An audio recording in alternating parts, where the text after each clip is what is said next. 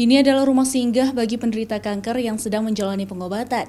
Mereka berasal dari sejumlah daerah di Aceh. Salah satunya adalah Kalila. Penghuni rumah singgah ini bersama orang tuanya beserta sejumlah penghuni lainnya bermalam di rumah singgah darah untuk Aceh yang berada di Ulekareng, Kota Banda Aceh.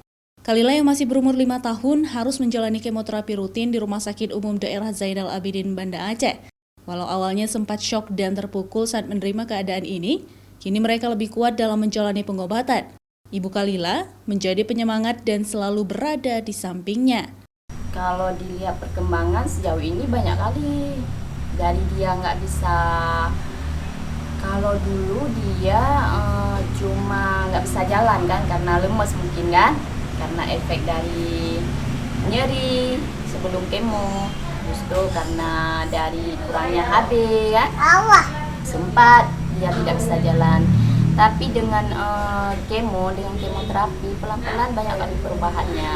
Jadi untuk ibu-ibu ya mungkin ya, jangan takut untuk yang namanya kemoterapi.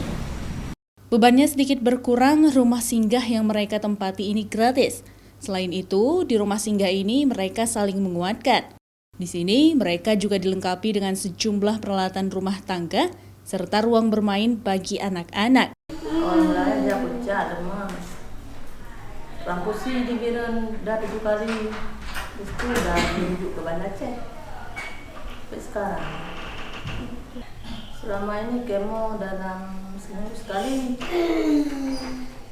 Ya saling bercerita-cerita tentang anak-anak kita, anak orang lain kan.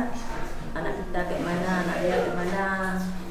Sejumlah relawan yang berada di sini juga memberikan bantuan seperti bantuan makanan maupun pendampingan psikososial bagi anak-anak penderita kanker.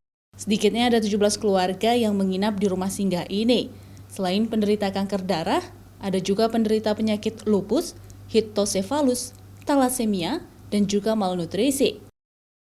Nova Misdayanti, Kompas TV, Banda Aceh.